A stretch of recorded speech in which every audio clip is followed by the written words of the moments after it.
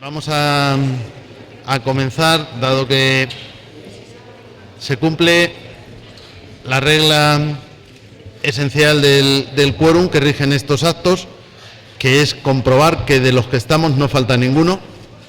Y una vez que esto es así, significa que podemos empezar. Y lo vamos a hacer con la presentación de una sesión importante y especial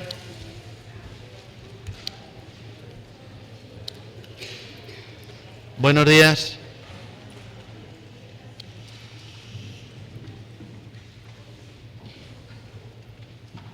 Una sesión importante y especial es una de estas sesiones que hemos llamado monográficas, sesiones dobles, no ponencia contra ponencia, pero sí, o bueno, lo llamamos ponencia contra ponencia, pero en realidad no quiere decir que haya desacuerdos entre los ponentes, sino que abordan el mismo tema cada uno desde su perspectiva. Yo voy a hacer, como siempre, la presentación para, a continuación, darles la palabra. Decía que era especial, primero por el contenido y segundo por los ponentes. Por el contenido porque nos interesa mucho, dentro de un curso de justicia constitucional, las peculiaridades de la justicia o de la jurisdicción electoral, y dentro de los distintos modelos comparados. En Europa no tenemos en general algo parecido a eso que llamamos jurisdicción electoral. Por ejemplo, en España, básicamente esas competencias las asume la jurisdicción contencioso administrativa y el Tribunal Constitucional como cúspide de del conjunto de garantías jurisdiccionales de la Constitución. Por lo tanto, en España no tenemos esto. En América, en cambio, existen distintos modelos y probablemente el más antiguo y el más jurisdiccionalizado es el que representa el Tribunal Electoral del Poder Judicial de la Federación de México. Un tribunal con el cual, además de su función jurisdiccional, pues lleva a cabo muy numerosas actividades de corte académico, de corte editorial, por ejemplo, porque tiene una sección importante de publicaciones y una gran cantidad de eventos, y en virtud de esto, pues hace ya, en realidad, 12 años, si no me falla la memoria, que la Universidad de Castilla-La Mancha mantiene un convenio con este tribunal en el cual pues se han llevado a cabo, y más, que esperamos llevar, distintas actividades. Les recuerdo que la semana pasada tuvimos aquí a la magistrada Mónica Soto, que ya, aparte de introducir la temática político-electoral, nos habló de algo que era muy importante en nuestro curso, como era la perspectiva de género, y que además era necesario y conveniente, porque son temas, como es evidente, de máximo interés y actualidad. Y en este caso, pues en lo que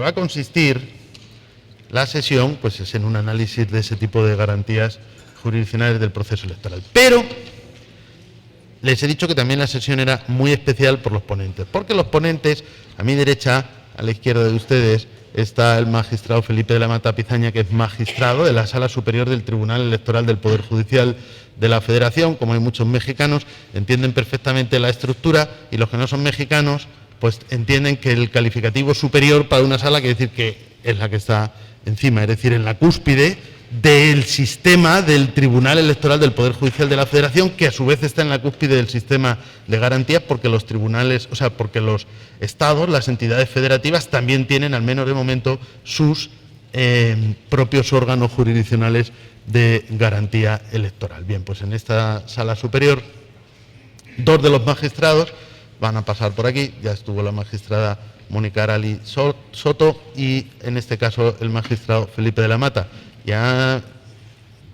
Y el magistrado Felipe de la Mata, además de su condición actual de magistrado,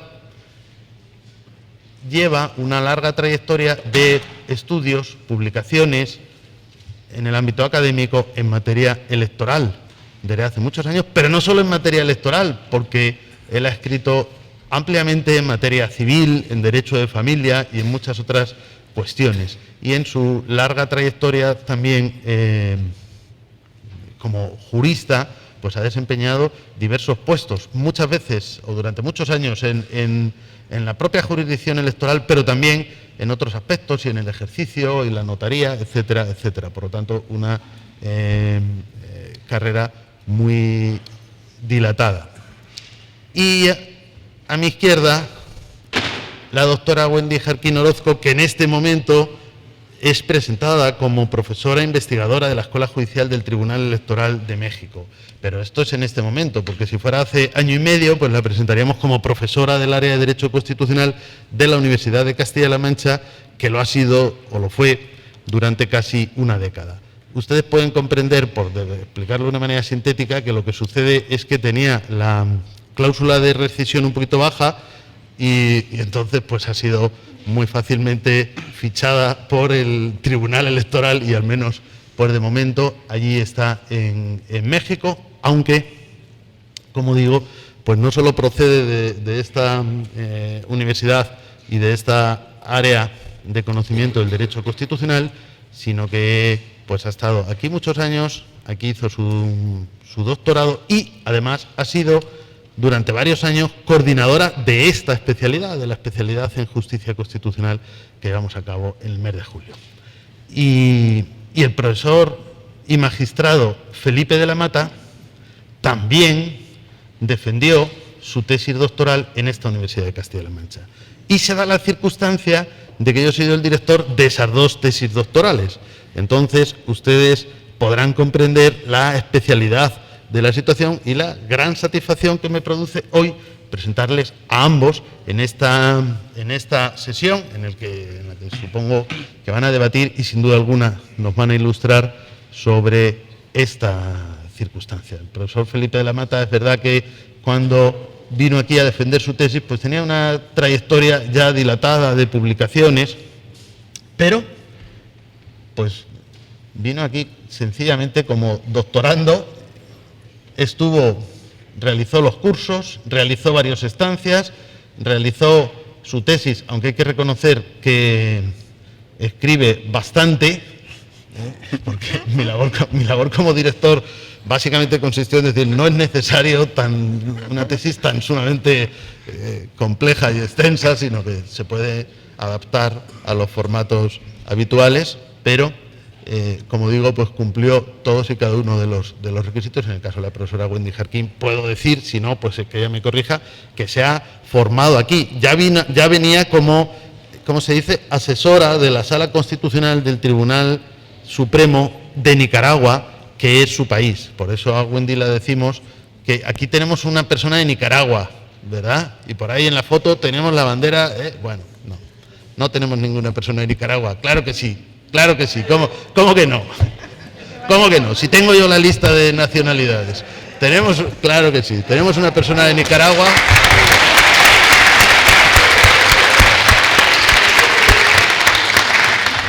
Bueno, pues tenemos un alumno y tenemos una ponente de Nicaragua también, aunque la ponente pues también creo que está muy orgullosa de mostrar y de actuar con su bandera española, porque ha estado 10 años aquí, y con su bandera mexicana, que es la actual y que seguramente pues lo será por mucho tiempo, pero siempre sin renegar, ¿verdad?, de su tierra nicaragüense. Bueno, y creo que ustedes comprenderán que serán exactamente todas las circunstancias para que, antes de darles la palabra, procedamos al solemne acto de ingreso de los ponentes en la Orden de Derecho Constitucional Toledo, que, como ya saben ustedes, es una orden basada en el derecho consuetudinario y que hunde sus raíces en una honda tradición. Esto tiene su orden y su procedimiento y su protocolo, y por eso es ahora y no en otro momento cuando tienen que ingresar. Según el derecho consuetudinario, esto solo se puede producir en acto solemne en suelo toledano y, por supuesto, con la presencia del prioste fundador y gran maestre, que pues en esta circunstancia se da de manera bastante notoria e inequívoca. Hay algunos otros miembros de esa orden también con número muy antiguo aquí presente. Eso será dicho, claro, eso tiene su orden. Así que vamos a proceder al acto, por favor.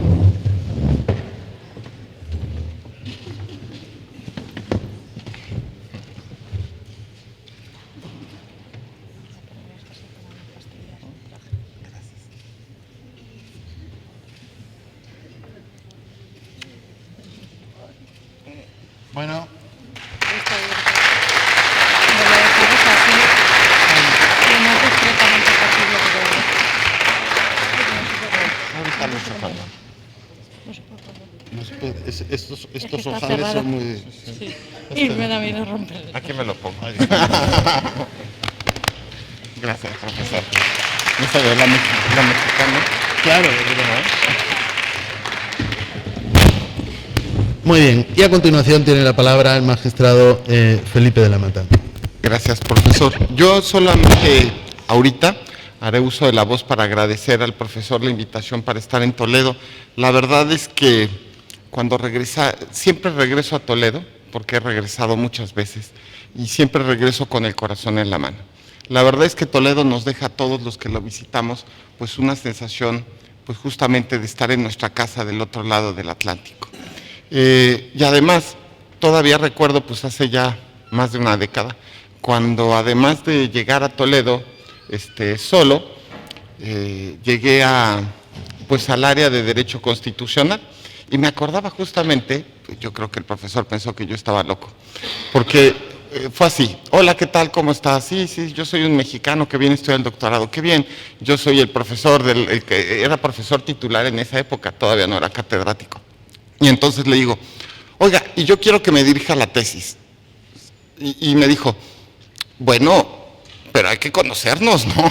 Hay como ver si merece la pena el trabajo, ¿no? Dije: sí, pero ya he metido la materia, voy a llevar la materia con usted me va a dirigir la tesis. Y bueno, pues la verdad es que sí, con el tiempo así sucedió, pero bueno, yo creo que son momentos que se hacen cuestiones que se hacen en la juventud, y la verdad es que nos da mucho gusto, y para mí es muy especial, la verdad, profesor, su invitación.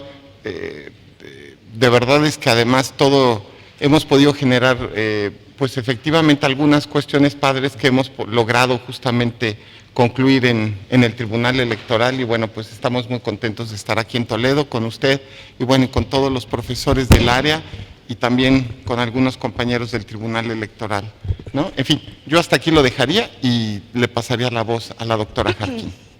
Bueno, buen día. Entenderán que para mí es muy emotiva esta participación, porque aunque ya había estado en una sesión anterior, hoy me toca compartir mesa con el magistrado Felipe de la Mata Pisaña, y a los dos nos toca compartir mesa con nuestro maestro y tutor, el profesor Díaz Reborio. Como bien lo dice el magistrado de la Mata, el profesor Díaz Reborio siempre ha mostrado una amplia generosidad y se ha mostrado muy abierto para que los alumnos de Latinoamérica podamos realizar nuestros estudios de posgrado en esta universidad.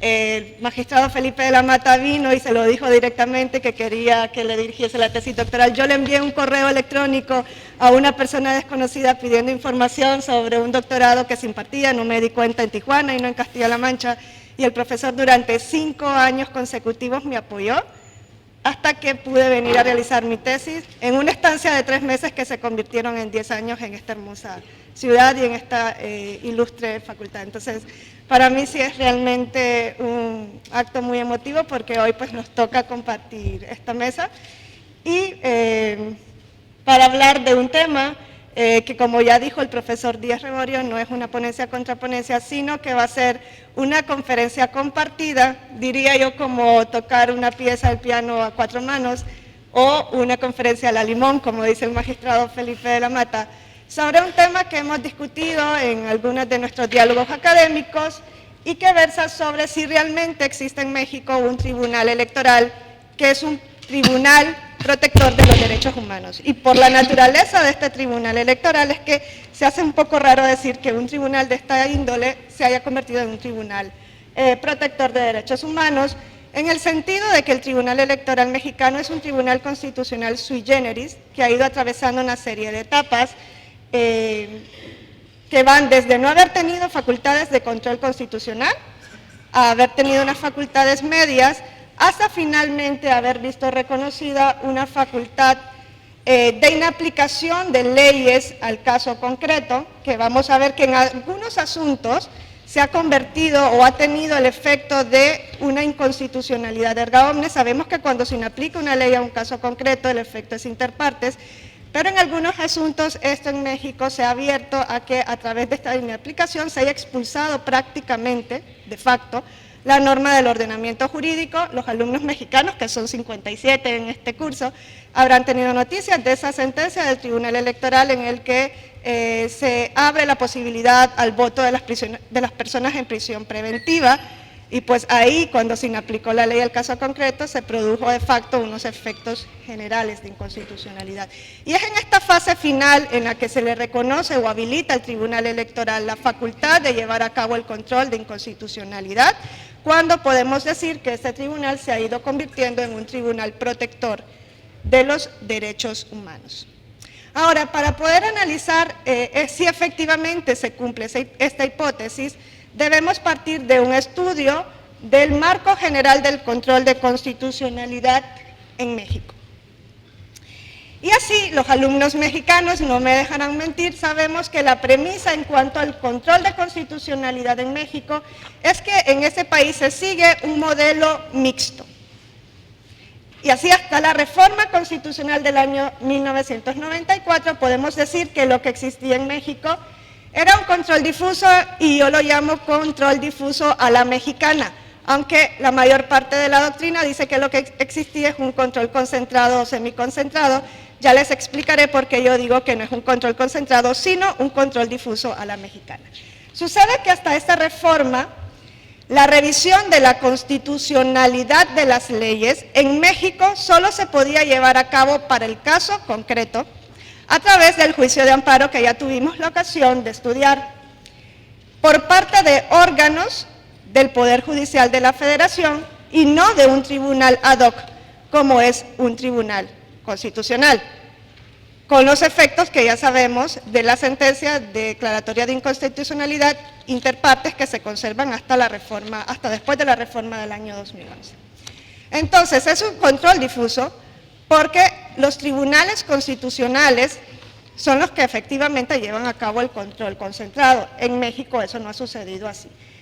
Recordemos en este sentido que los tribunales constitucionales fueron diseñados, o fue diseñado el Tribunal Constitucional por Hans Kelsen, a fin de realizar un juicio de compatibilidad lógica entre dos enunciados abstractos. Por un lado encontramos la Constitución y por otro la ley. Un juicio, decía en su primer momento Hans Kelsen, totalmente desprovisto de todo tipo de valoración subjetiva, en tanto que no debía ser un órgano que aplicase normas a un caso concreto, que es lo que sucede precisamente en el juicio de amparo mexicano, sino que su función principal iba a ser realizar un control de constitucionalidad de las leyes a partir de una acción abstracta, que desde luego no es el juicio de amparo, y con efectos ex nunc en sus orígenes, ex tunc a día de hoy, es decir, ex nunc hacia el futuro y erga omnes de declaración de inconstitucionalidad general. Y esto, vuelvo a repetir, no sucede ni ha sucedido en materia del juicio de amparo.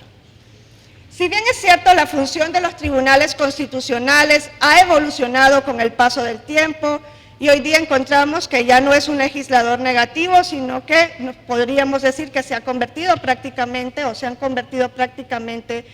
en legisladores positivos. La esencia de un tribunal constitucional radica precisamente en realizar el control de constitucionalidad de las leyes. Es decir, que controlar al legislador es lo que realmente identifica a un tribunal constitucional.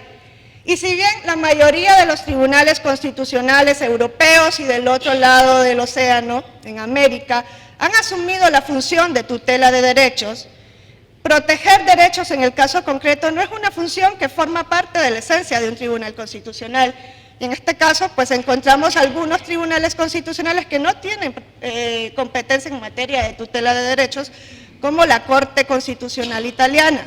¿Y por qué los tribunales constitucionales asumieron desde un primer momento? Porque si revisamos la Constitución austríaca de 1920, vamos a encontrar que sí asumió el Tribunal Constitucional, aun cuando fue diseñado para realizar un juicio de compatibilidad lógica entre la Constitución y las leyes, sí asumió unas facultades de tutela de derechos.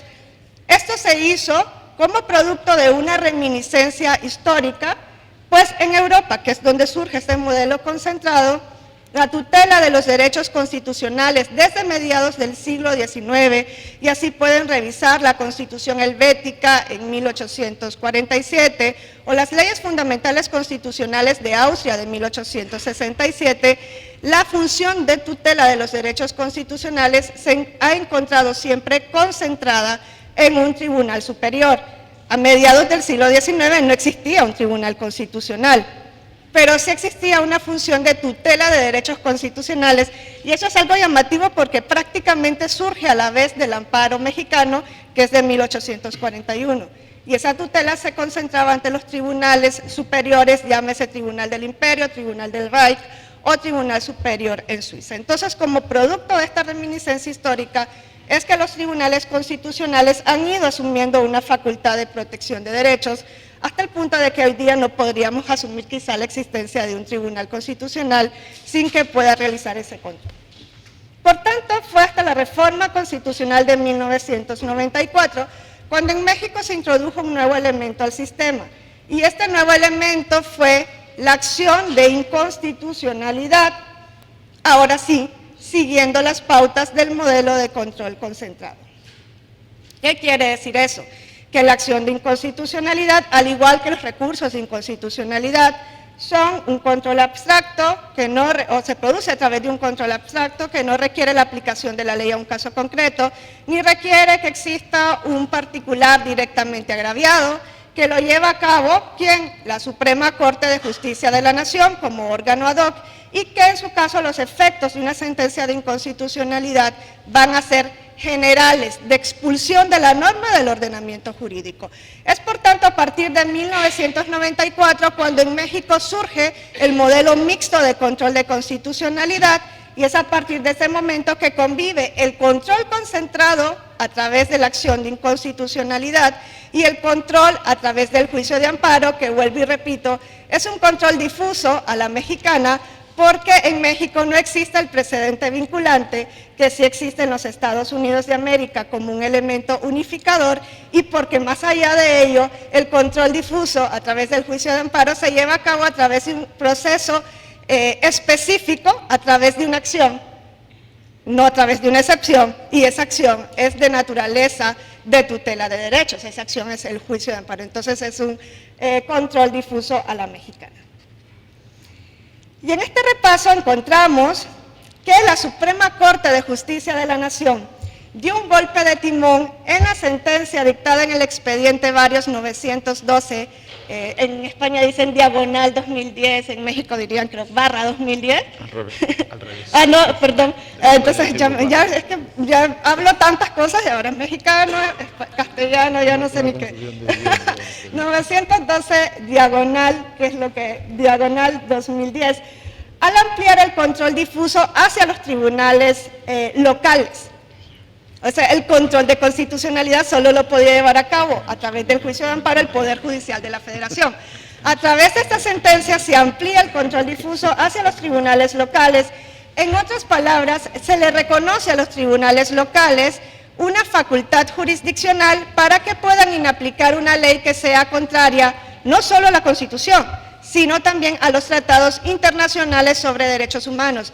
Esa sentencia del expediente 912-2010 se dicta precisamente como consecuencia de la sentencia de la Corte Interamericana sobre el caso Rosendo Radilla Pacheco contra México.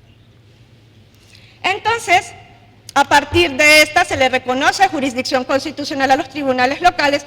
No obstante, esto no tiene que significar que los tribunales locales antes de este momento no tenían la facultad y más allá de ello la obligación de interpretar y de aplicar la Constitución a los casos concretos que conociesen, porque la Constitución desde luego es la norma suprema del país y la fuente principal del derecho. Por lo tanto, todas las autoridades, no solo jurisdiccionales, sino que también las autoridades administrativas están obligadas o deberían estar obligadas a tomarla como base de sus decisiones. Como vemos, por tanto, el modelo de control de constitucionalidad en México no es un modelo puro. No obstante, esto no es nada nuevo bajo el sol, y aquí parafraseando al profesor Pegoraro, pues diría que hoy día es difícil encontrar, o imposible casi encontrar un modelo puro de control de constitucionalidad, ya que lo que ha hecho cada país es ir adoptando elementos de los distintos modelos e irlos adaptando a sus propias necesidades. Eso sí, lo que se debe evitar es introducir elementos que puedan resultar distorsionantes. Y otra cuestión a destacar en este repaso es que, salvo en el caso del amparo Morelos, hasta el año de 1996, dentro del marco de control de constitucionalidad en México, no se había hablado de la posibilidad de llevar a cabo el control de constitucionalidad de las leyes electorales. El amparo no procede en materia electoral y en su primer momento, cuando se le reconoció en 1994 a la Suprema Corte la facultad de llevar a cabo acciones o de conocer acciones de inconstitucionalidad, no se le reconoció la facultad de llevar a cabo ese control abstracto frente a leyes electorales. Esto se hace hasta la reforma de 1996. Entonces, dicho esto, y con el objetivo inicial que ya les comentaba, de ir comprobando si efectivamente el Tribunal Electoral de México es un tribunal protector de los derechos humanos, iré analizando las fases por las que se ha pasado a fin de llegar primero al control de constitucionalidad electoral y luego a fin de llegar a la maximización de la tutela de los derechos político-electorales de la ciudadanía. Y así encontramos que la primera fase por la que se pasó al momento de ir creando esta jurisdicción electoral comprendió el periodo entre 1917 y 1950. En ese momento lo que existían en México eran los colegios electorales de cada uno de los congresos estatales y de las cámaras que integran el Congreso de la Unión, que son la Cámara de Diputados y el Senado, y estos se encargaban de estudiar y revisar los expedientes de las elecciones respectivas. Asimismo, el Pleno del Colegio Electoral de la Cámara de Diputados se encargaba, y esto es algo bastante particular, de calificar la elección de sus propios miembros. Los diputados electos se encargaban de declarar o no, pero ya sabemos cómo habrá sido, ¿no?, de declarar o no la validez de la elección de sus propios miembros, y más allá de ello, el Colegio Electoral de la Cámara de Diputados también declaraba la validez de la elección del presidente de la República, pudiendo, en su caso, declarar la nulidad de las elecciones. Asimismo, durante este periodo existe por primera vez la Comisión Federal de Vigilancia Electoral, que surge como un órgano no autónomo, sino adscrito a la Secretaría de Gobernación o al Poder Ejecutivo.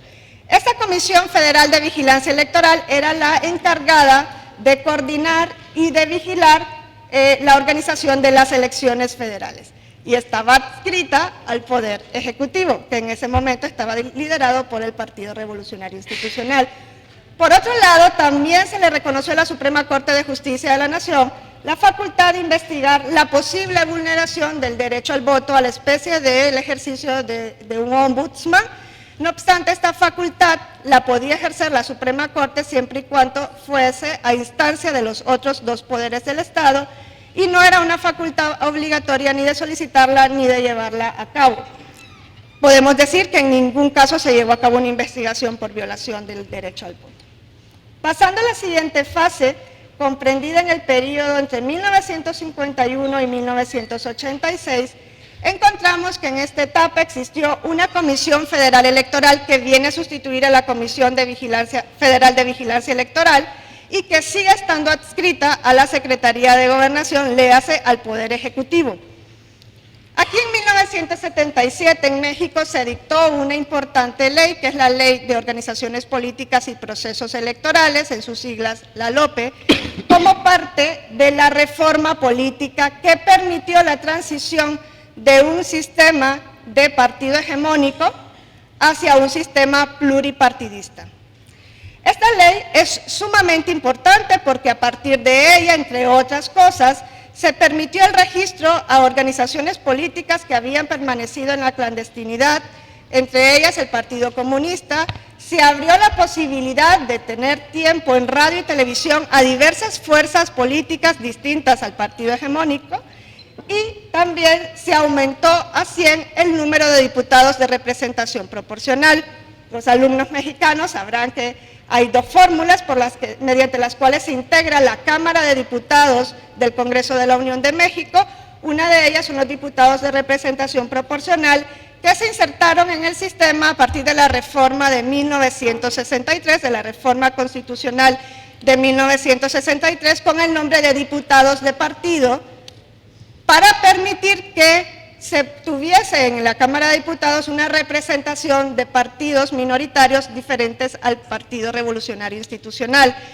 En el año de 1977, y con la LOPE, esos diputados de partido se llaman diputados de representación proporcional y ascienden del número de 20 al número de 100. Hoy día son 200 diputados de representación proporcional.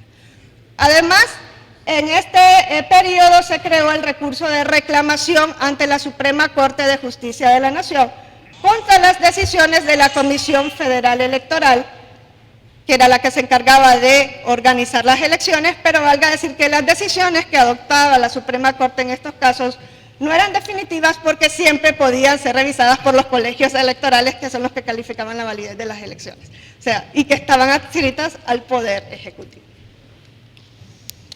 En el año 86, de 1986, ya encontramos que surge el primer tribunal electoral, pero es el TICOEL en sus siglas, Tribunal Contencioso Electoral, pero este fue un órgano de naturaleza administrativa, dotado de autonomía técnica plena, pero que seguía estando adscrito a la Secretaría de Gobernación, le hace al Poder Ejecutivo.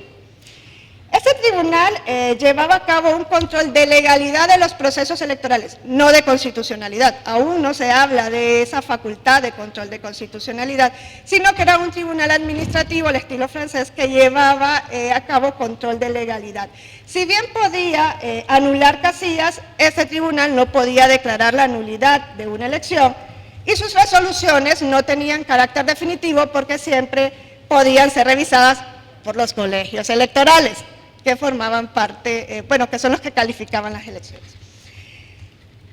Con la reforma constitucional de 1990 se crean dos órganos importantes para la materia electoral en México, que son, por un lado, el Instituto Federal Electoral, IFE, antecesor del Instituto Nacional Electoral, como un órgano autónomo, permanente, dotado de personalidad jurídica y patrimonio propios, que se va a encargar de coordinar u organizar las elecciones, es decir, que viene a sustituir a la Comisión Federal Electoral, y también se crea el Tribunal Federal Electoral, TRIFE, y ya como un órgano jurisdiccional, porque recordemos que el anterior tribunal, el Tribunal Contencioso Electoral, era un órgano administrativo.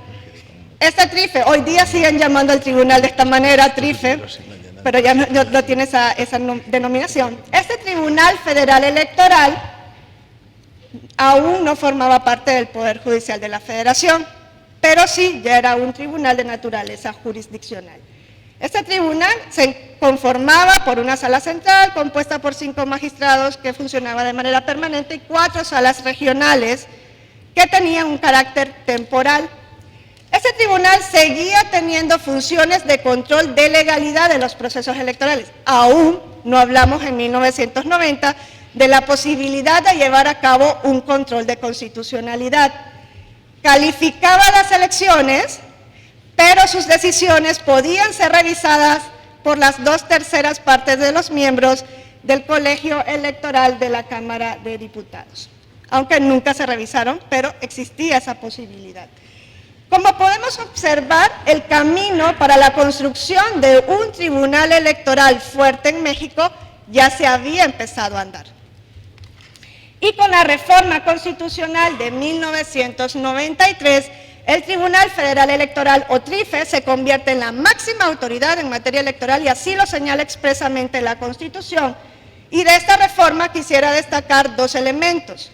En primer lugar, aunque seguían existiendo los colegios electorales, léase el colegio electoral de la Cámara de Diputados, ese colegio podía todavía calificar la elección del presidente de la República, pero no podía realizar ya la autocalificación, es decir, la validez de la elección de sus miembros ya no la podría realizar el colegio electoral, sino que ya pasa a formar parte de las competencias del TRIFE.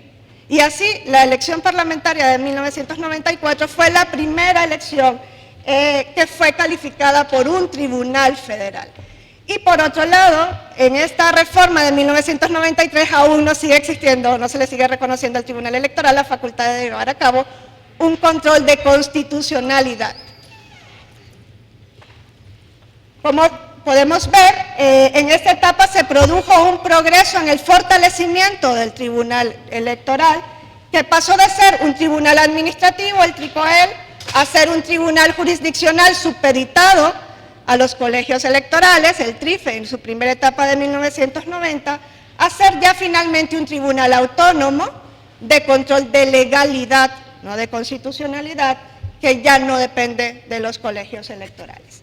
Eso en 1993, y ya pasamos a la etapa de la reforma constitucional de 1996, y aquí el Tribunal Electoral ya se incorpora bajo la denominación de Tribunal Electoral del Poder Judicial de la Federación, porque ya pasa a integrar, valga la redundancia, el Poder Judicial de la Federación como órgano especializado en materia electoral, y esa es la denominación que recibe hasta la actualidad.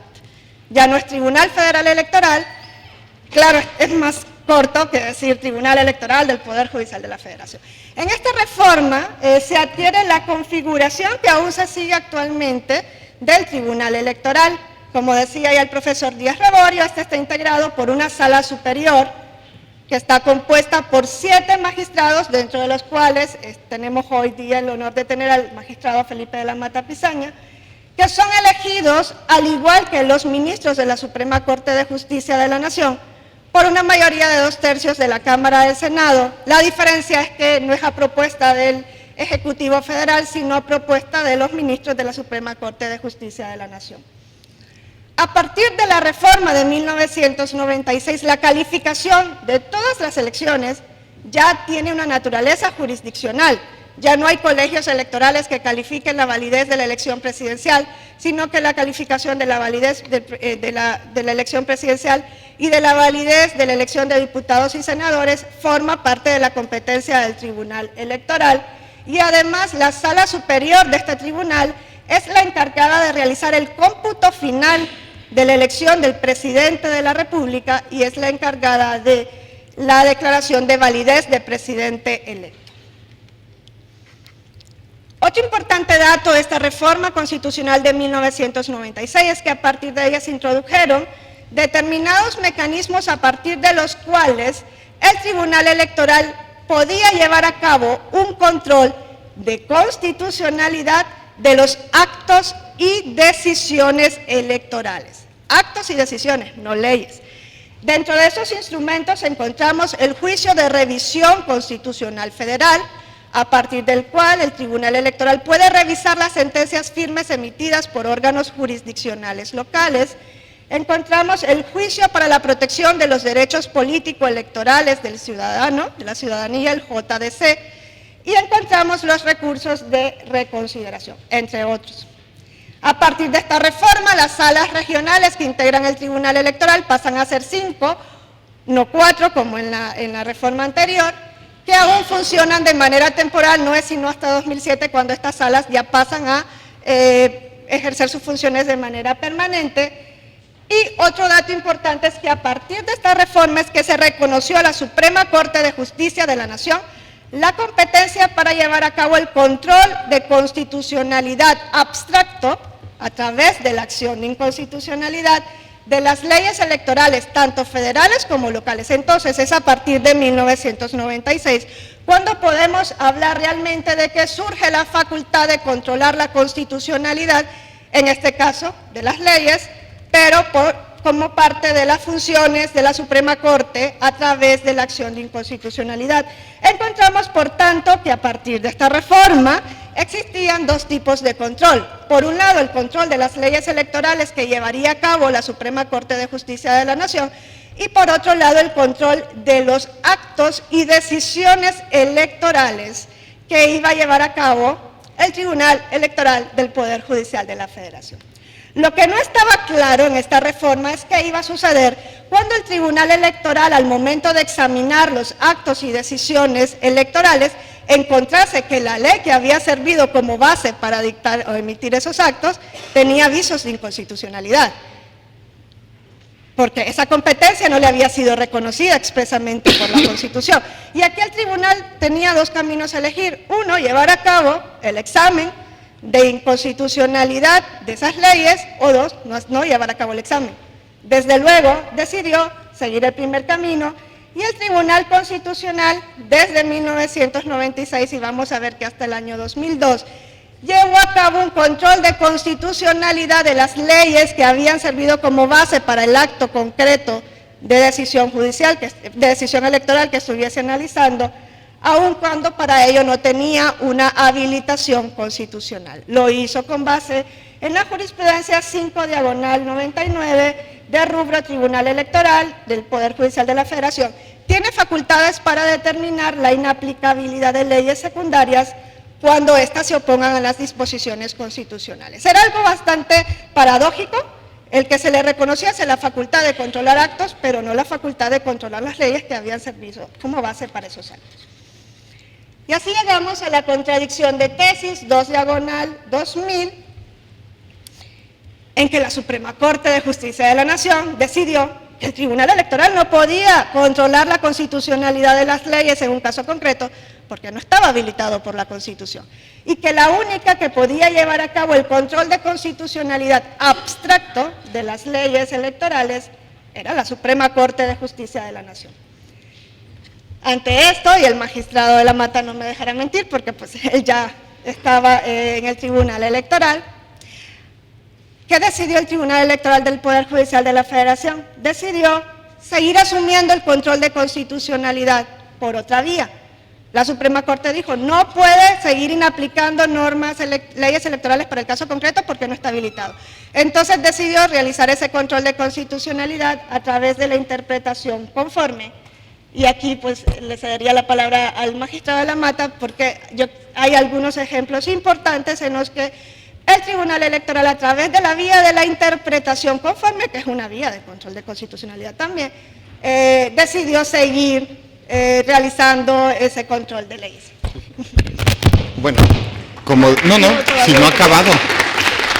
Es una conferencia a la limón. Todavía no he terminado mi participación. Es una conferencia a la limón, entonces vamos a estar haciendo uso de la voz subsecuentemente. A ver, como platicábamos hace poco la doctora Jarquín y su servidor, esto es un caso raro de control constitucional, porque, a ver, la primera cuestión que hay que decir es, el camino de transición a la democracia en México ha sido lento y doloroso. Me parece que el de todos nuestros países iberoamericanos así ha sido.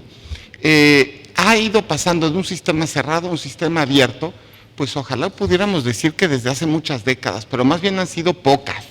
Ahora, fíjense ustedes cómo primero, de autocalificación de la elección, es decir, que los diputados, presuntos diputados, porque así se les llamaba, calificaban su elección y la de elección de presidente de la República, a través de la vía que ellos consideran prudente, pasamos a un sistema en el cual un tribunal lo podía hacer, siempre y cuando no se metiera con temas constitucionales. Y eso significaba que nadie se metía en temas constitucionales. Después fuimos avanzando un tribunal electoral con temas constitucionales, pero que no podía declarar inaplicable una ley a un caso concreto, lo cual era muy paradójico, porque así lo dijo la Suprema Corte. Y entonces la verdad del tribunal, pues buscó cómo entrarle. Eso fue justamente lo que pasó. Y lo que hizo fue pues empezar a hacer interpretación conforme. Pero es algo rarísimo, porque la interpretación conforme es una fórmula de interpretación constitucional al final del día, ¿no? Pero como la Suprema Corte le había impedido llevar a cabo la interpretación e inaplicación específica de leyes, pues lo que hizo fue empezar a hacer interpretación conforme. Pero esto fue una paradoja, generó una paradoja. Antes de la reforma de 2007, que ahorita la doctora Jarquín explicará, se presentó este caso que fue bastante famoso, porque en la propia Constitución del Estado de Baja California decía por un lado que aquel que hubiera sido, vamos a decirlo, regla general, puedes aspirar a ser gobernador si eres funcionario público y te separas del cargo, ¿no? Decía justamente, 90 días antes de la elección de gobernador. Pero ojo, también decía, salvo que seas presidente municipal, porque si eres presidente municipal jamás vas a poder aspirar a ser gobernador. Y este caso fue interesante porque lo que hizo la sala fue decir, ups, pues en realidad hay una contradicción interna dentro de la Constitución local y hago una interpretación conforme con los convenios internacionales y llego a la conclusión que la parte donde dice presidente municipal le hace la excepción correspondiente, pues no aplica. Vamos, en realidad en los hechos el tribunal lo que estaba haciendo era inaplicar la Constitución, una porción de la Constitución local por considerarla inconvencional a través del método de interpretación conforme, lo cual sin duda era una paradoja, ¿no? Y bueno, este caso que para mí es un encanto y si me invitan un año a dar una conferencia, un año más hablaré de él, porque este caso fue un encanto porque tuvo que ver justamente con pueblos y comunidades indígenas. Me parece que este fue el caso en el cual se cambia el paradigma en torno a la protección de los sistemas normativos internos.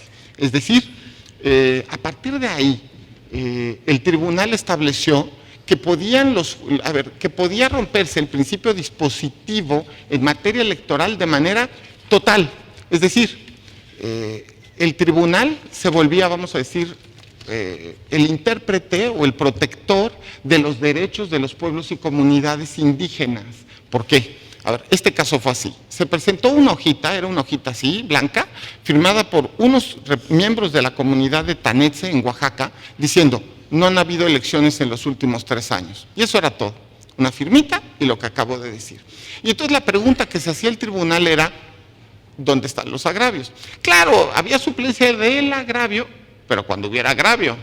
Entonces, la pregunta que se hacía el tribunal era, ¿puede el tribunal convertirse en un verdadero, pues, digamos, a la manera virreinal? Porque cabe decir que justamente en el virreinato había una acción directa ante el virrey, ¿no? Pero bueno, ¿puede el tribunal electoral volverse en un protector? Voy a utilizar la frase que se utilizaba justamente en la época virreinal, un verdadero protector de los pueblos y comunidades indígenas, y la respuesta es sí.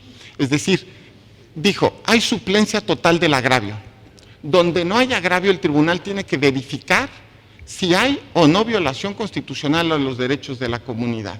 Y derivado de eso, justamente, fue, digamos, que se evidenció que se necesitaba una reforma constitucional para dotar al tribunal efectivamente de la capacidad de inaplicación, porque en los hechos lo estaba haciendo, ¿no? Pero bueno, ahora le regreso la palabra a la doctora Jarquín. Bueno, tomo el testigo.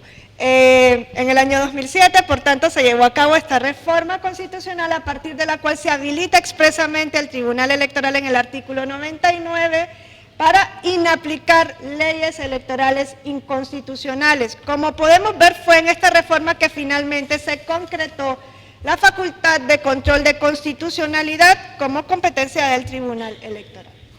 Y ya finalmente pasaríamos a la reforma constitucional del año 2011, que fue una reforma importante en materia de derechos humanos, a partir de la cual, como ya se dijo en la sesión, bueno, y me imagino que lo han visto en otras sesiones, pero ya se dijo en la sesión correspondiente al juicio de amparo, se modificó, entre otros, el artículo 1 de la Constitución de México, de Política de los Estados Unidos Mexicanos, aumentando el bloque de constitucionalidad, que pasó de incluir a los preceptos constitucionales a incluir no solo estos, sino también los tratados internacionales sobre derechos humanos suscritos por el país.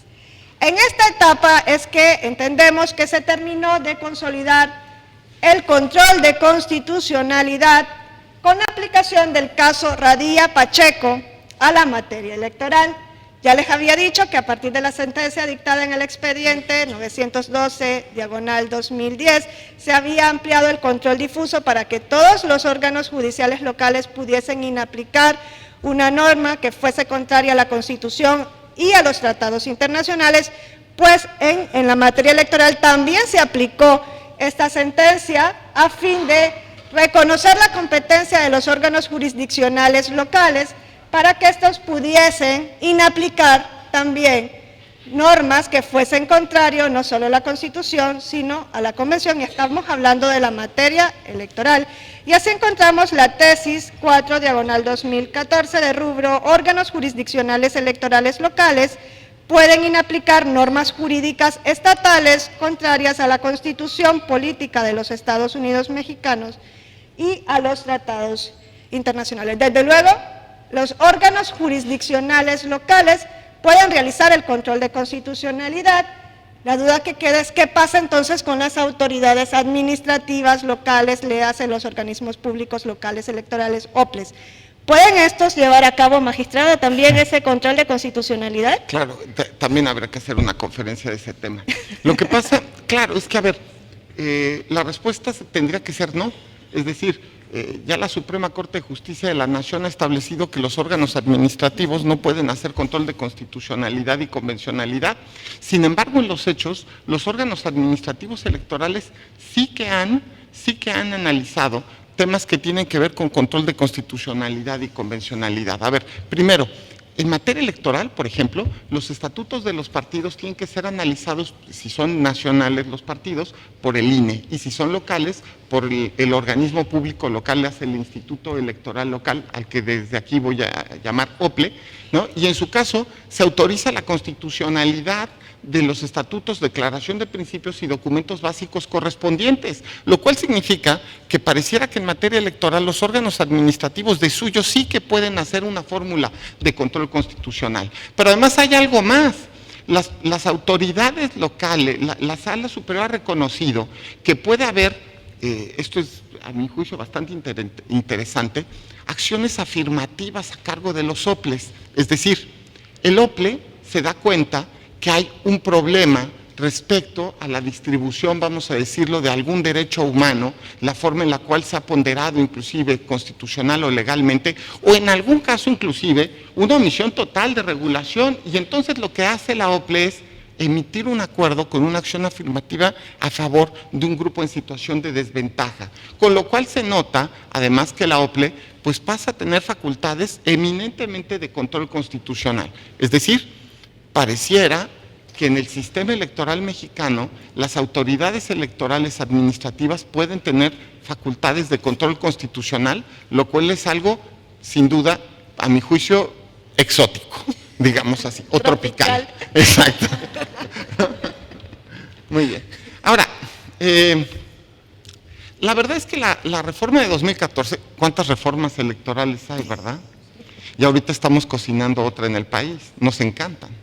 No, pero es que fíjense, a ver, las reformas electorales evidencian que la transición mexicana a la democracia no ha sido una transición rápida ni fácil, ha sido milimétrica, prácticamente, reforma con reforma se han ido ganando puntos, ¿no? De control constitucional, de formación de un Estado fuerte, o en su caso, de normas que puedan permitir, pues digamos, el desarrollo efectivo de los alcances democráticos. La última reforma constitucional, pues la verdad es que el tribunal ya se encontraba bastante consolidado, y solamente tuvo que ver fundamentalmente con la creación de una sala más, que fue la sala especializada, que en su momento me tocó fundar con otro alumno del profesor, con don Clicerio Cuello, ¿no? Y que justamente mi compañero Clicerio Cuello y yo, junto con otra magistrada, nos tocó fundar, ¿no? Y era una sala de control, a mi juicio, bastante interesante. Pero fíjense, ya se había inclusive establecido a través de jurisprudencia que todas las salas del tribunal, y en su caso los tribunales locales, podían llevar a cabo inaplicación de normas por ser estas contrarias al bloque de convencionalidad. Es decir, el camino que inició en 1977 con el recurso de reclamación se vino a perfeccionar, digamos, de forma abstracta, pues hasta el año 2016, en que se establece esta tesis. ¡Guau! Nos tardamos. Ojo. Bueno, y esta también, que sin duda es importante, ¿no? Ahora, la pregunta es, ¿y ya se quedó todo ahí? ¿No? La respuesta es no.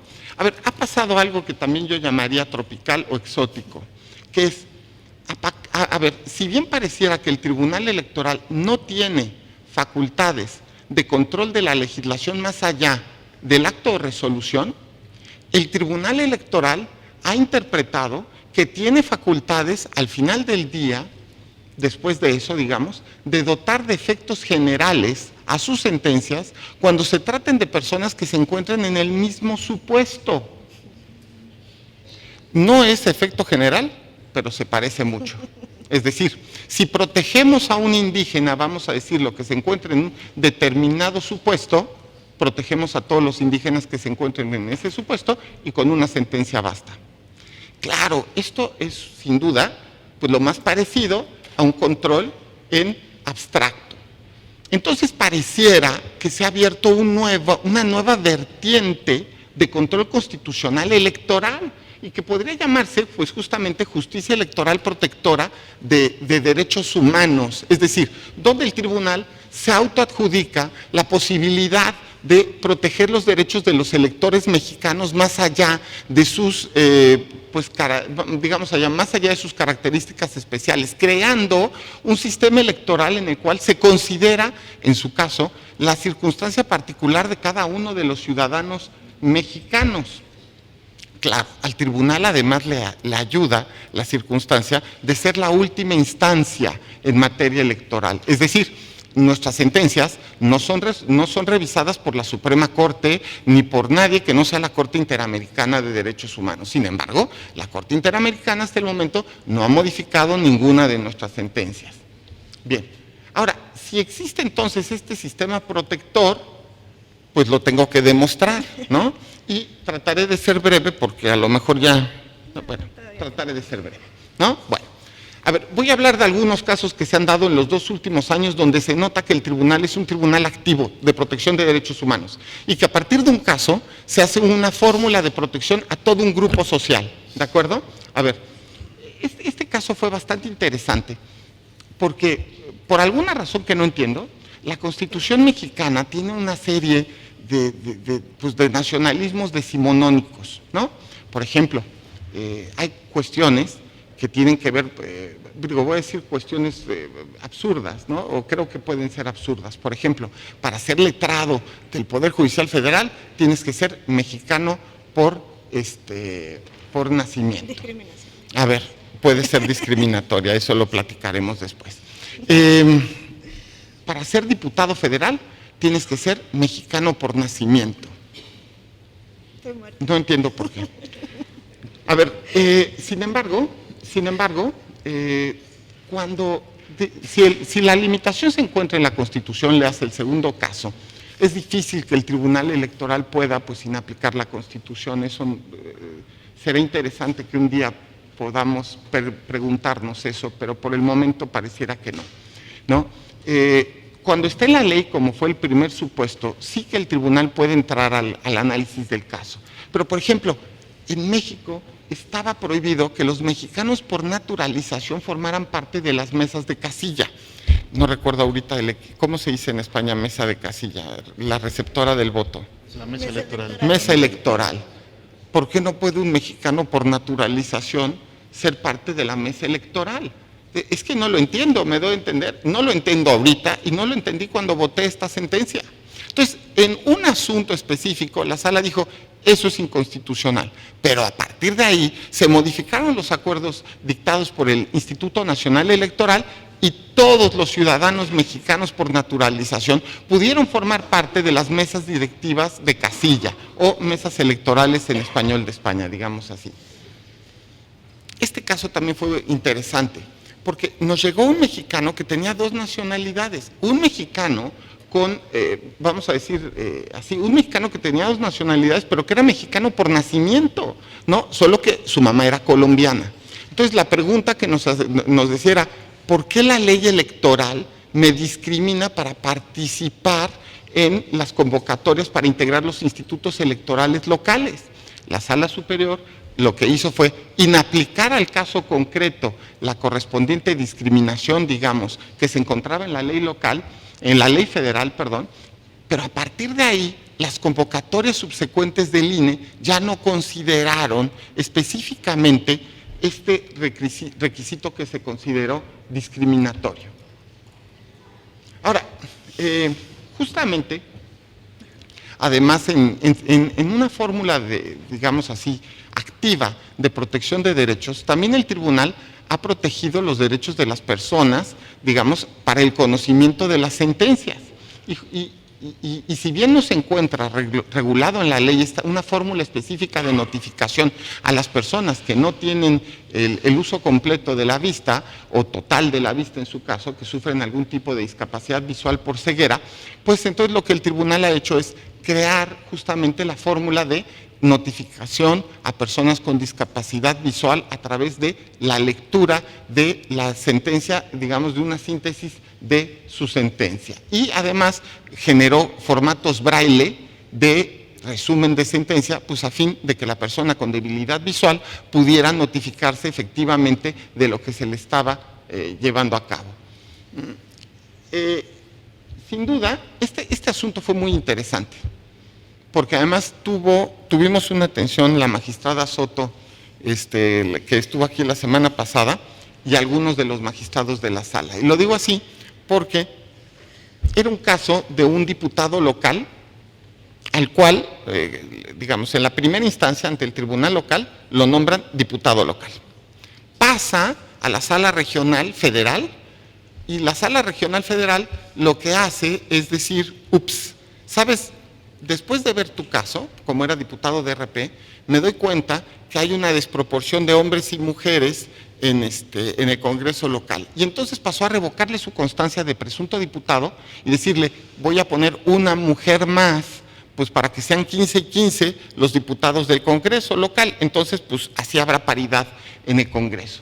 Y el diputado local lo que hizo fue presentar el siguiente recurso, que es un recurso que solamente puede ser de análisis de control constitucional ante la Sala Superior. Y la Sala Superior analiza el caso, y digo que fue muy interesante, porque trajo un argumento totalmente novedoso. Dijo, sí, está bien, ponderar a las mujeres como un grupo en situación de desventaja, está bien, solo que yo soy parte de otro grupo en situación de desventaja. Soy una persona con discapacidad motriz. Y es que parecía que, de acuerdo también a una prueba que nos presentó, que carecía de los, digamos así, de brazos y piernas. Entonces, o al menos 3 de sus miembros, ahora que lo recuerdo, creo que solo tenía un brazo. Entonces la pregunta era si no debíamos, en su caso, darle visibilidad también a ese grupo en situación de desventaja. Y la Sala Superior lo que hizo fue justamente eso, pero fíjense, hubo una tensión entre el principio de paridad y el de otro grupo en situación de desventaja. Entonces lo que hizo fue revocar la sentencia de la sala regional, sacó, digamos, una mujer de la lista final y el diputado recuperó su constancia. Claro, después de eso, como los litigantes se dieron cuenta de ese caminito, empezamos a sufrir cosas, digamos así, ¿no? Porque entonces, por ejemplo, llegó un litigante en el que, y además lo peor de todo es que parecía inteligente el agravio, porque dice, bueno, sí, me sacaron por proporción de paridad, pero yo soy parte de un grupo en situación de desventaja. ¿Cuál? Mayores de 65. Suena interesante. Pero entonces me acuerdo que uno de mis letrados me pregunta del caso y le digo, ¿está muy bien? Puede ser. Pero ¿cuánto tiene de edad la persona que este señor quiere sacar? Y descubrimos que sí, él tenía como 66, pero al que él quería sacar tenía 68. O sea, ¿no? Ya me doy a entender. Claro, es que los litigantes, ¿no? O sea, una buena idea la tratan de pervertir, pero tuvimos como 20 asuntos, ya todo el mundo era miembro de un grupo en situación de desventaja, ¿no? Bueno. Este asunto fue muy interesante, porque lamentablemente en las comunidades indígenas mexicanas existe un tema de desplazamiento forzoso. Algunos miembros de las comunidades indígenas se pelean entre sí, porque por razones religiosas o políticas o algunas veces de otro estilo. Sin embargo, las razones religiosas son muchas veces las claras. Es decir, en algunos estados de la República donde hay tensión entre los grupos católicos y protestantes, si un pueblo se autoidentifica con una de estas religiones, pues lo que termina pasando es que expulsa a los miembros del otro grupo. Y entonces la pregunta es, ¿y qué pasa con las elecciones municipales del pueblo donde han sido expulsadas las personas que pertenecen a la otra congregación religiosa? Lo que hizo la Sala Superior fue pedirle al INE que estableciera, digamos así, fuera del municipio, de los límites territoriales del municipio, estableciera casillas, para que en su caso las casillas pudieran contar en el municipio de al lado, vamos a decirlo así, lo cual sin duda era un rompimiento de varios principios que se encuentran, o digamos, no sé si rompimiento, más bien flexibilización de los principios que se encontraban en la ley electoral a fin de que las personas en supuesto de desplazamiento forzado pudieran efectivamente votar. Pero era más que las casillas, porque se tuvo que generar también un padrón para las personas en desplazamiento forzado de este municipio. Este asunto, Ese llamó mucho la atención. este asunto fue un asunto espectacular, perdón que lo diga yo, pero es que nos generó tantas dudas que estoy seguro a ustedes también les va a generar dudas. Entonces, existe el principio de paridad, ¿de acuerdo? Tiene que haber más o menos la misma proporción entre candidaturas, dije más o menos, no. Tiene que haber proporción total entre candidaturas de hombres y de mujeres. Y además ya también la Sala Superior, por ejemplo, lo voy a decir en unos momentos, ha establecido que si hay más mujeres no hay problema, pero lo que no puede haber es más hombres, ¿no? Bien, aquí fue justamente el problema que se presenta. Un grupo de candidatos a varias alcaldías del estado de Oaxaca que se habían autoidentificado primero como hombres.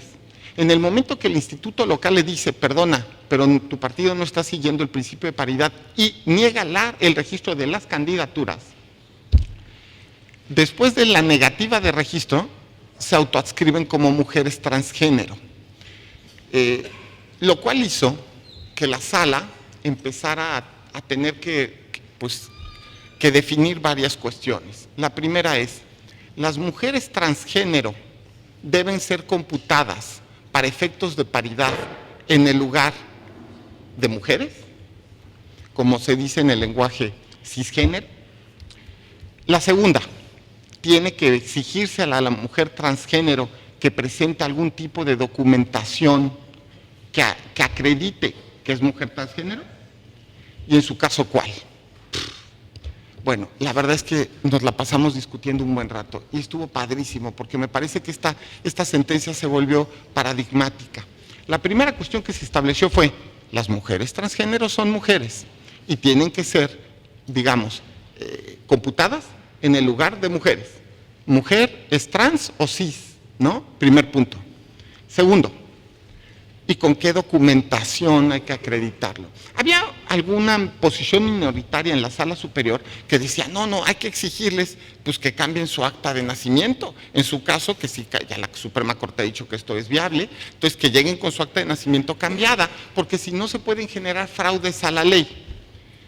Pero habíamos un grupo de magistrados que no opinábamos igual, porque nos parecía justamente que podía ser cualquier tipo de prueba en torno a la salida del closet, vamos a decirlo así, podía ser discriminatoria. Pero lo más importante, lo voy a decir como lo pienso, salir del closet es un acto de valor. Y entonces, justamente lo que se le estaba pidiendo era que desde hacía muchos años, ¿no? En su caso, o meses al menos, tuviera algún tipo de prueba, ¿no? Y generar algún tipo de prueba respecto de su voluntad para cambiar de sexo o simplemente reconocer el que esta persona se autoadscribiera. Entonces la Sala Superior estableció por mayoría que era suficiente con la simple autoadscripción en el género opuesto. Ahora, ¿cómo se resolvió el caso? Ya en concreto, lo que hizo la Sala fue decir, a ver, para evitar fraudes a la ley, tenemos que estar a la voluntad manifestada al momento de la solicitud de la candidatura. Y de las 17 o 20 personas que se encontraban en este supuesto, solo 2 habían, digamos, manifestado que eran mujeres transgénero desde un momento. El resto de las mujeres transgénero que en su caso manifestó autoadscripción fue después de la negativa de registro. Entonces, con eso ya le dimos, digamos, una cierta razonabilidad también a la cuestión. Sin embargo, ya quedó claro, las mujeres transgénero son mujeres y segundo, que es lo importante, no es necesaria prueba alguna, con la autoadscripción es suficiente. Claro, hay algo que yo no entiendo y qué bueno que estoy en un grupo de iberoamericanos. Hay un grupo, hay una cuestión que en México, hasta que nos tocó estar en la sala especializada, se empezó a discutir, claro, no por el tema de que los jueces hayan hecho algo especial, sino por los litigantes. Porque cuando los litigantes son imaginativos y nos presentan agravios, la verdad es que yo siempre digo, se abre una luz Ya se imaginan, así como en pintura barroca, ¿no? Hay una luz, ¿no? Hay una persona sentada en la mesa, recibe una luz casi celestial. Claro, cuando el agravio está, es fantástico. Y yo en los 22 años que tengo de estar en el Tribunal Electoral, por primera vez encontré este agravio. A ver, nos preguntaba bueno, estaba en la demanda, ¿por qué tiene que aparecer menores de edad en la propaganda electoral? Y eso es la gran duda que yo tengo, ¿no? A ver, yo no tengo ninguna respuesta que se me haga razonable. Sin embargo, en México, y estoy seguro que en muchos de nuestros países, resulta que hay un montón de chavos y chavas en la propaganda electoral. Claro, pero esto no es contrario a sus derechos a la imagen. Sobre todo, a ver, imagínense que se autoidentifica a alguien desde que es chavito en un partido, con un partido, porque salen spots electorales en todo el país. Oigan, ¿neta? Vamos a decirlo así, ¿neta? Y después si este chavito, bueno, a ver, el chavito se presenta al día siguiente en la escuela. Nadie le va a hacer bullying, ¿no? Segundo, pasan 15 años y el chavito ahora quiere afiliarse al otro partido. No va a pasar nada con su carrera profesional. Pero lo peor de todo es, no hay regulación alguna de este tema. Entonces la sala se metió al tema y ordenó que se expidieran lineamientos generales para la protección a los menores de edad en propaganda electoral, ¿no? Bueno, habría que hacer una conferencia para ese tema porque es bastante complejo. Pero fíjense otra vez, ya estoy acabando. Bueno, también se protegió en un caso a personas adultas mayores que se encontraban en situación de desventaja en torno a sus derechos laborales, ¿no? Bueno, este caso es muy interesante, porque la Constitución mexicana, por razones que no terminamos de entender, por un lado tiene el artículo 38 de la Constitución que dice que no pueden, que se les suspenden de su derecho al voto a todas las personas que se encuentren en situación ya sea de prisión preventiva o de prisión definitiva, vamos a decirlo así. Y la Sala Superior lo que hizo fue analizar el artículo 38 de la Constitución conjuntamente con el artículo 20 de la Constitución que establece el principio de presunción de inocencia y estableció que las personas en prisión preventiva podían votar. Y esto fue interesante, porque a partir de un caso le ordenó al INE que a partir de 2024 todos los, digamos así, presos mexicanos o presas que se encuentren en situación de reclusión preventiva puedan votar. Y se van dando cuenta cómo el tema de protección de derechos humanos pues va generando justamente efectos generales, ¿no? Bueno, hace poco establecimos también que en la propaganda electoral no puede haber menciones que lleven hacia la discriminación por condición de salud. No se puede decir, es que este está enfermo, que era justamente lo que decía la propaganda, ¿no? En fin, me dice el profesor que ya se me está acabando el tiempo, entonces tengo que ir más rápido. A ver, en los temas de paridad ha sido mucho y muy interesante lo que ha hecho la Sala Superior. Voy a decirlo así. Ya hemos tenido, por ejemplo, y declarado que es constitucional, acciones afirmativas por parte de los OPLES, inclusive que establezcan que debe haber más candidatos mujeres. Es decir, como género en situación de desventaja y mientras el mundo cambia, la paridad es una protección para las mujeres, pero no para los hombres. Porque los litigantes ya llegaban diciendo, es que hay más mujeres y esto es contrario a la paridad, ¿no? Inclusive ya determinamos para un Estado de la República, donde se puso una acción afirmativa específica que decía, de los 5 municipios del Estado, 3 tienen que ser, digamos, candidatas mujeres para alcaldesas, ¿no? Y 2 hombres. ¿No? Y dijimos, eso es válido. En fin, aquí hay varios casos, pero no quiero digamos, extenderme demasiado porque cada cuestión es un caso y mejor me hacen una pregunta y si quieren se las respondo, ¿no? Es que sí tenía listo bastante de paridad. Bueno, a ver, con esto yo cerraría mi participación. Me parece que se evidencia que el control constitucional en México a cargo del Tribunal Electoral ha ido evolucionando y primero dará su conclusión la doctora Jarquín. No, bueno, ya lo hubiese dado.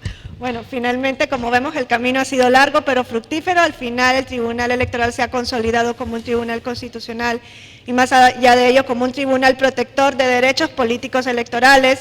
estamos claros que los jueces y las juezas electorales no pueden ser meros ejecutores de la norma suprema y no están llamados solo a trazar el rumbo que se debe seguir en las elecciones, sino que más allá de ello están llamados a maximizar la tutela de los derechos político-electorales, que ya dije son derechos humanos.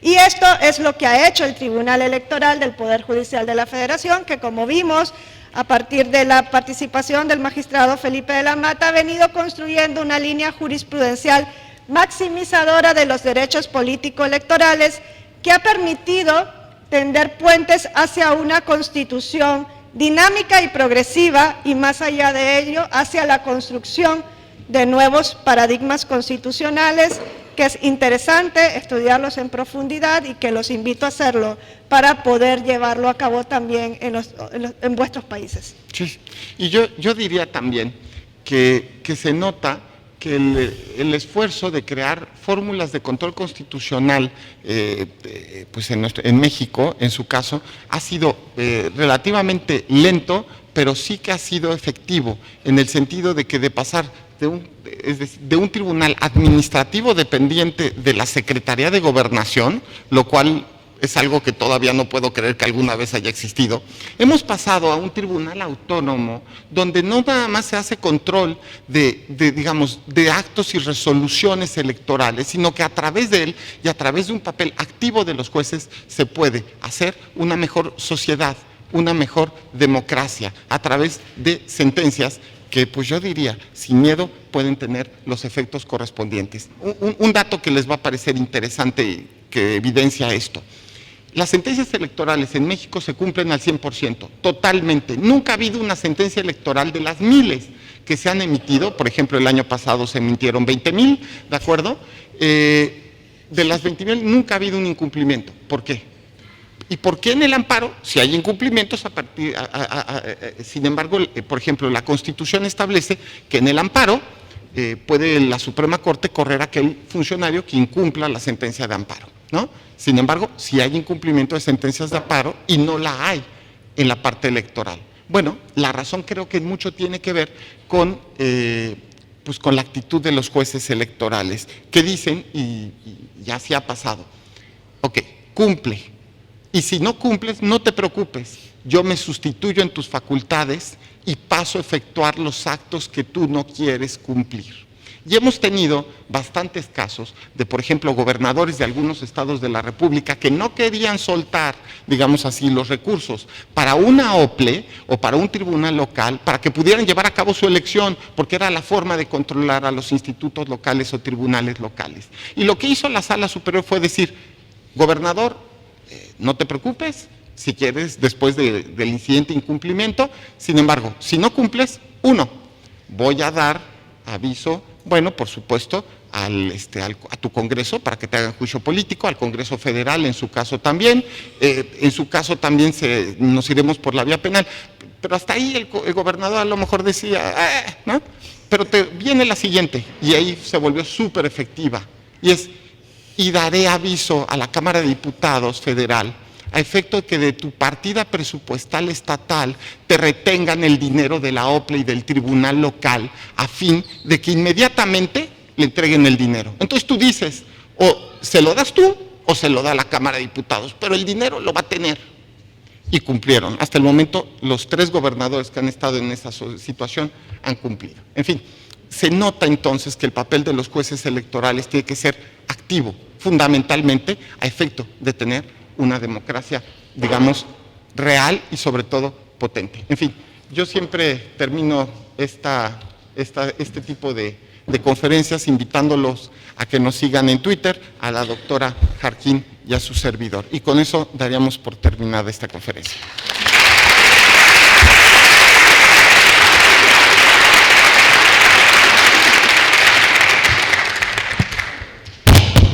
Pues muchas gracias. Ustedes se darán cuenta de que somos innovadores en los formatos de las sesiones dobles. Naturalmente esto pues nos lo van a copiar y pronto estará en todos los lugares del mundo, pero registren ustedes que en Toledo se ha introducido dentro de esta sesión doble el formato a la limón, que es porque primero hemos tenido el formato de ponencia contra ponencia con Atienza García Amado, luego las sesiones repartidas, como ayer teníamos, sin ir más lejos, con Llore Pavani y Sabrina Ragone, pero esto ha sido absolutamente a la limón. Estamos naturalmente, no naturalmente, fuera del tiempo, pero debemos dar turno a unas preguntas que creo que van a ser 3. Así que los 3 primeros han sido los agraciados, no, salvo que el magistrado tenga algún criterio inclusivo según el cual tengamos que dar prioridad a alguna minoría o algo de esto, pero salvando eso, vamos a hacer 3 preguntas, si les parece, bueno, los 4 que están de pie ya. Toman nota, si les parece, y luego damos un turno. Estamos ya en el tiempo del receso, tenemos al siguiente ponente en la sala y luego las personas tienen la rara costumbre de tomar café, tortilla de patata y este tipo de cosas. Entonces, hay que procurar también dejar unos minutos de receso. Por lo tanto, les invito a brevedad en la formulación de la observación, la pregunta o el comentario, que cada uno. Algunos dicen, es que es solo para preguntar. No. Se puede preguntar, se puede opinar, pero hay que ser breve. Y si no termina con una pregunta, pues los ponentes no tienen obligación de contestar. Es decir, el que da una opinión, pues da una opinión. El que da una opinión y formula una pregunta, pues los ponentes se les agradece siempre la respuesta. Adelante. Nombre y nacionalidad, como siempre hacemos, por favor. Braulio Alcántara, República Dominicana.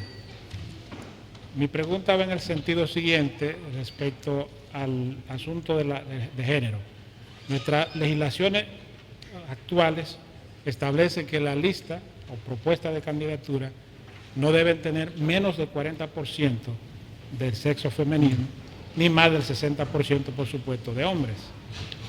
La experiencia anterior era que era por lo menos el 33%. La Junta Central Electoral, que es el órgano administrativo, no aceptará las candidaturas o las listas de los partidos que no cumplan con esas reglas. Ahora, el sistema nuestro es un sistema de lista cerrada, desbloqueada, con votos preferencial. El hecho que esté el 40% en la lista no garantiza la elección, sobre todo por la diferencia en cuanto a los recursos, que lo tienen básicamente los hombres y no la mujer. En ese sentido, quisiera saber cuál es la experiencia del Tribunal mexicano para garantizar efectivamente el derecho de ser elegible, más que la representación de la candidatura. Y otro aspecto, respecto a los casos curiosos que se presentan. Nosotros tuvimos casos en las elecciones pasadas que cumplían con el 33% de las listas presentadas. Sin embargo, luego de la elección, por algún mecanismo, se hacía renunciar a la mujer para ser sustituida por un hombre. Cosa que nos tocó jugar parte de esa situación. Quisiera también saber la experiencia del Tribunal Mexicano en ese sentido y si las listas de candidatos son cerradas, si son abiertas o desbloqueadas, para tener la constancia de las experiencias de ustedes. Muchas gracias. Gracias. Hacemos todas las intervenciones de seguido, si les parece. Buenos días. Gabriel Saucedo, de México. Bueno, yo creo que no hay nadie aquí que no celebre que la justicia constitucional ya haya trascendido también a la justicia electoral. Y en ese sentido también que el control difuso se esté materializando también en los órganos administrativos como pueden ser los OPLES. En ese sentido quedan a mayor resguardo los derechos humanos y quiero preguntar su opinión, y es entendible tal vez si por virtud de su cargo no pueden efectuar alguno de ambos, pero quisiera preguntar en ese sentido de qué forma puede repercutir la iniciativa de ley que presenta el partido de mayoría en México hoy y que pretende desaparecer los organismos públicos electorales locales. Independientemente de que esté muy sospechosa y de que pueda atentar contra el federalismo, con respecto de los derechos humanos, a los que ya tanto hemos avanzado, ¿de qué forma puede repercutir?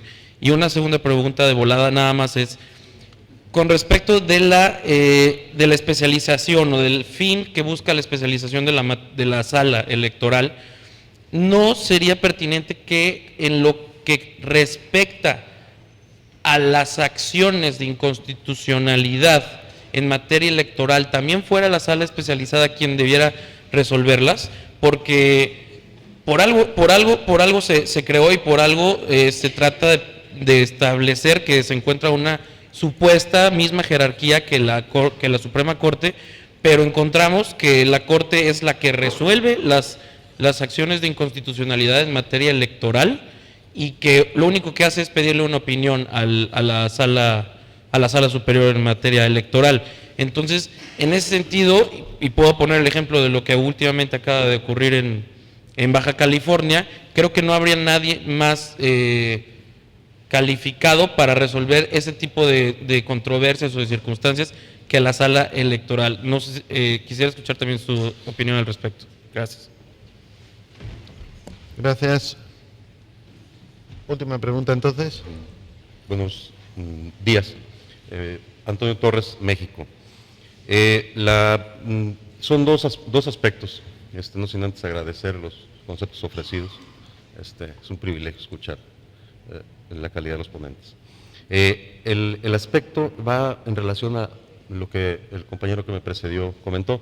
¿Qué opinión le merece el caso, partiendo de los conceptos de ese andar duro que señalaba ya en su expresión? Ahí el aspecto de que unos ciudadanos, en el caso de Baja California, hayan elegido por 2 años a un gobernador y de pronto el periodo se amplíe por una decisión del Congreso. Ese es un tema.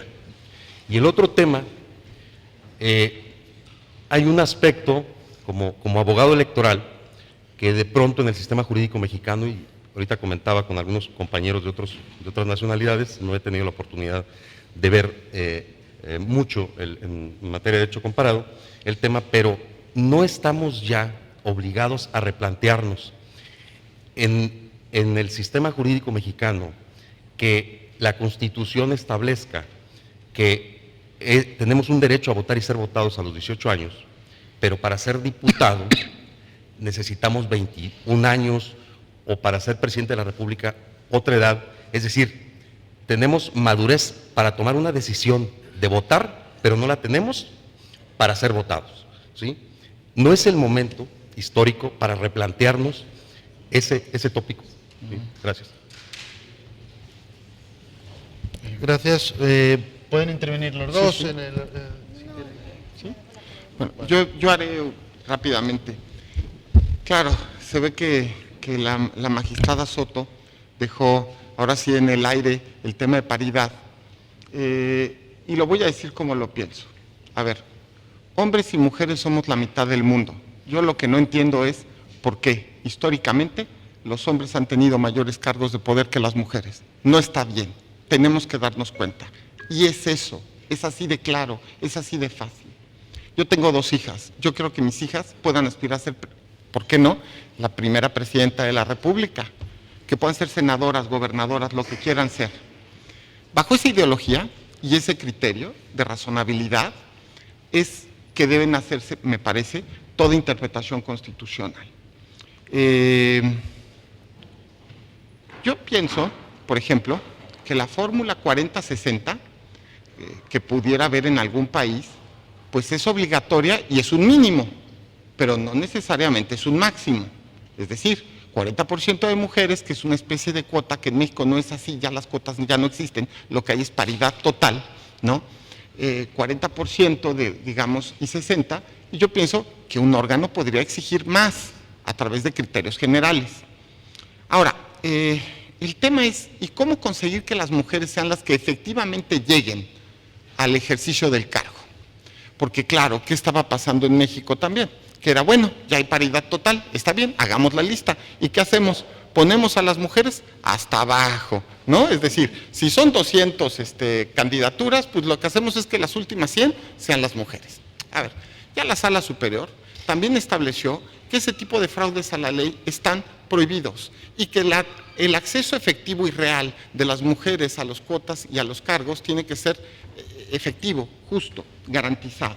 Por ejemplo, a mí me gusta el sistema que hay en alguna legislación, que es la de Coahuila, México, en la cual se ha creado la noción de paridad transversal. Es decir, no solamente es paridad vertical, digamos así, que existe en una lista, u horizontal, porque ya también la Sala Superior ha establecido el criterio de que la mitad de las candidaturas de alcaldía en un estado tiene que ser para hombres y la otra mitad tiene que ser para mujeres. Es decir, paridad horizontal, punto. La mitad de las alcaldesas tienen que ser mujeres y la mitad hombres. Ya, no solo eso, sino que ahora dentro de las listas verticales se crea la idea de transversalidad. Es decir, se establece que tienen que hacerse grupos, vamos a decirlo así, de municipios, ¿no? Los municipios chicos, medianos y grandes. Y estos grupos tienen que dividirse en paridad y la paridad se mide respecto de cada uno de los grupos, de tal manera que el acceso de las mujeres al cargo pues se vuelve competitivo, es decir, en real las mujeres compiten por las mejores posiciones. Ahora, la siguiente pregunta que me genera reflexiones, y lo hemos resuelto por una escasa mayoría en Sala Superior, si puede hacerse todo lo que se pueda para que las mujeres integren en real digamos, los órganos. A ver, curiosamente, la Sala Superior lo que ha dicho es, se puede hacer todo, acciones afirmativas de cualquier tipo antes de la votación, pero no después de la votación. Porque es que si no, se pervierte el sistema, ¿no? Es decir, si una vez que tienes los resultados, empiezas a modificarlos solamente para, digamos, para cumplir el principio de paridad real, pues más bien parece que quizá estás generando, es decir, estás cambiando las reglas una vez llevada a cabo la elección. Esto no puede pasar. Entonces, la sala dice, si las reglas son previas a la elección, es válido, pero una vez hecha la elección no puedes cambiar las reglas de asignación. Yo creo, a ver, y por último, es que fueron muchos temas de paridad y además se me quedaron muchas cosas en el tintero.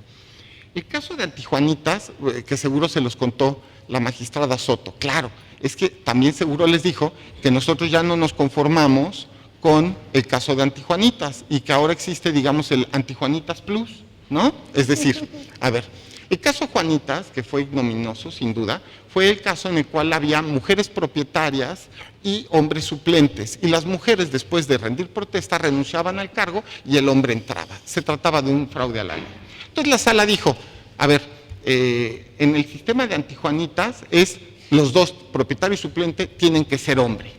Pero en la Antijuanitas Plus, que ha establecido la Sala Superior como posibilidad, dice, bueno, y en su caso, a ver, si bien no se vale que la mujer sea propietaria y el hombre suplente, sí se vale que el hombre sea el propietario y la mujer suplente, ¿no? Si dentro del grupo de paridad masculina quieres meter, digamos, una suplente mujer y después el hombre renuncia y asciende a la mujer, eso sí se vale. Entonces, no nos hemos conformado con el tema de Antijuanitas, sino que ahora hay, digamos, un sistema que copetea, digamos así, la presencia de mujeres en los órganos legislativos. Pero fíjense, comencé diciendo, quiero que mis hijas puedan ser presidentas o gobernadoras o senadoras o diputadas o pues doctoras, licenciadas, arquitectas o amas de casa, es decir, que sean lo que ellas quieran ser.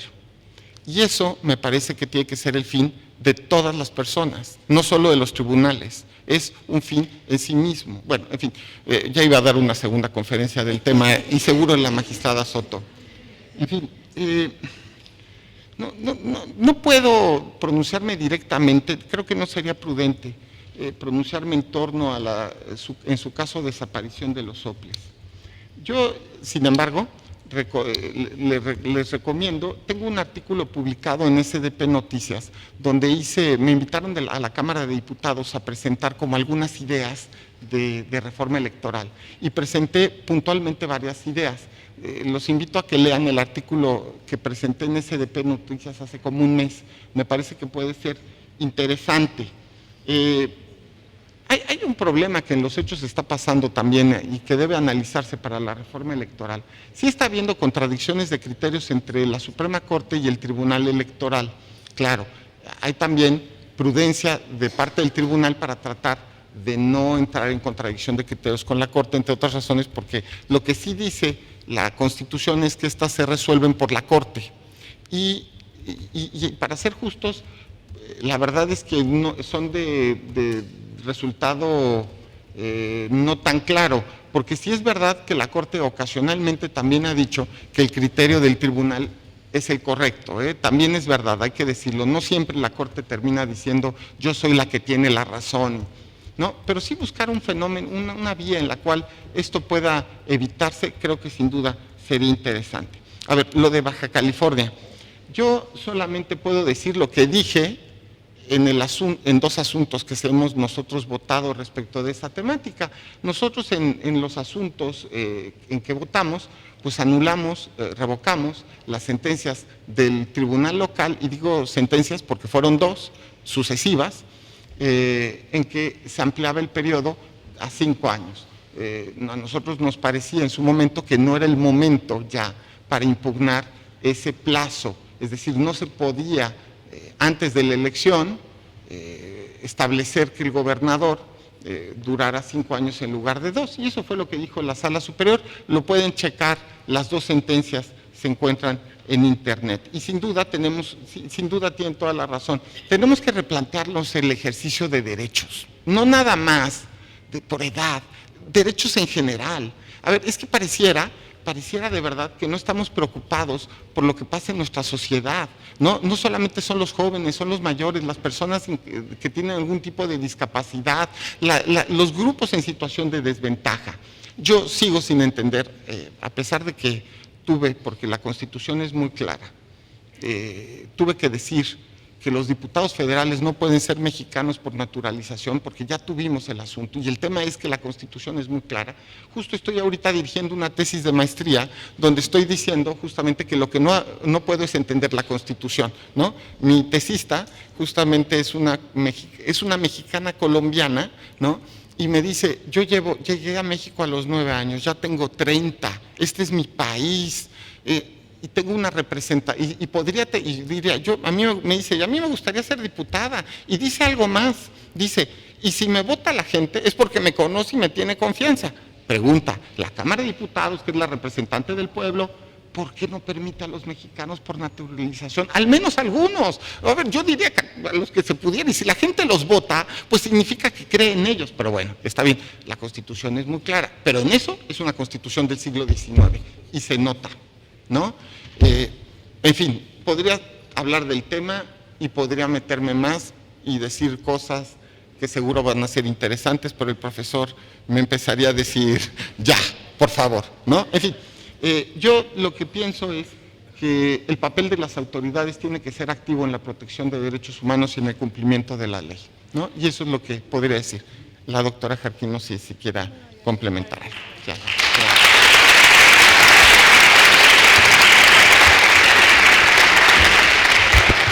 Bien, pues muchas gracias.